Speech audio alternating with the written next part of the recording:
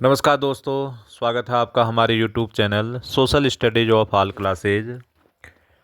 आज आपके लिए मैं मुग़ल सम्राट, भारत में जो मुग़ल वंश हुआ, मुग़ल वंश की जो स्थापना हुई, जो प्रथम मुग़ल शासक थे, इन मुग़ल शासकों पर क्रमबद्ध एक वीडियो लेकर के आने वाला हूँ।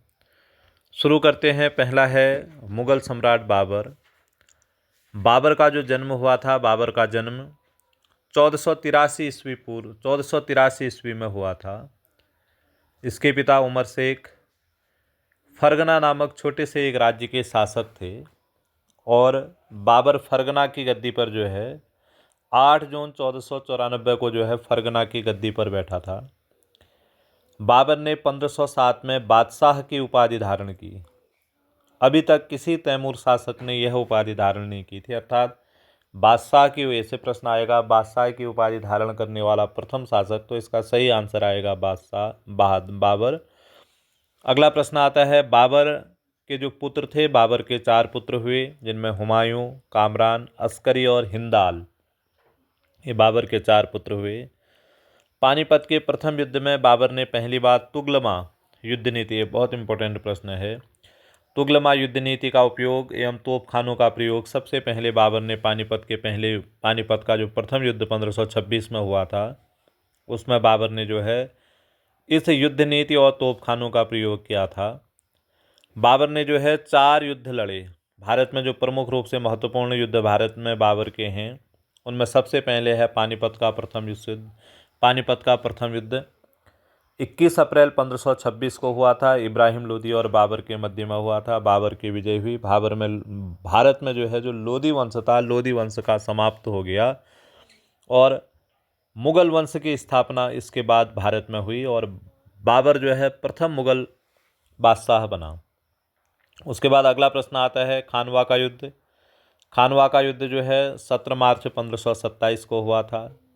राणा सांगा एवं बाबर के मध्य यह युद्ध हुआ और बाबर की विजय इसमें हुई थी। इंपॉर्टेंट प्रश्न है। तीसरा आता है चंदेरी का युद्ध।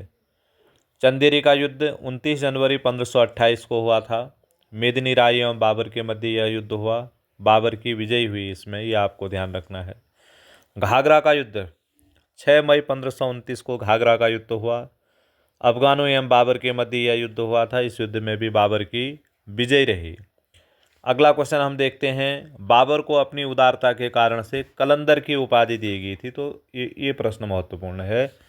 कलंदर की उपाधि किस मुग़ल शासक को दी गई थी? तो अपनी उदारता के कारण से बाबर को कलंदर की उपाधि दी गई थी।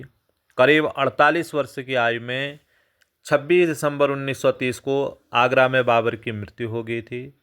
और बाबर की जो मातृभाषा थी, इंपॉर्टेंट प्रश्न है, बाबर की जो मातृभाषा थी तुर्की भाषा थी, लेकिन वह अरबी और फारसी का भी अच्छा ज्ञाता था, अच्छा जानता था। बाबर ने स्वयं की अपनी आत्मकथा लिखी, जिसे बाबरनामा कहते हैं, और इसकी रचना तुर्की भाषा में इसने की। अगला आता है जिसका अनुवाद, बाबरनामा का अनुवाद बाद में अब्दुल रहीम खान खाना ने किया था। जो बाबर है, बाबर ने जो अपनी आत्मकथा लिखी थी बाबरनामा, इसका फारसी में अनुवाद अब्दुल रहीम खान खाना ने किया। बाबर को मुबैयान नामक पद्य शैली का भी जन्मदाता कहा जाता है। इसको आपको ध्यान रखना है। जो मुबैयान नामक पद्य शैली है, इसका जो जन्मदाता है वो बाबर को कहा जाता है।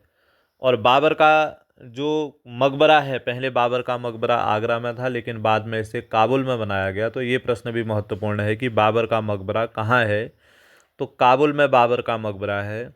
तो इसमें जो महत्वपूर्ण प्रश्न है, एक तो ये जो युद्ध हैं, चारों युद्ध, पानीपत का पहला युद्ध, खानवा का युद्ध, चंदेरी का युद्ध और घाघरा का युद्ध, इसको आपको याद करना है, समझना है।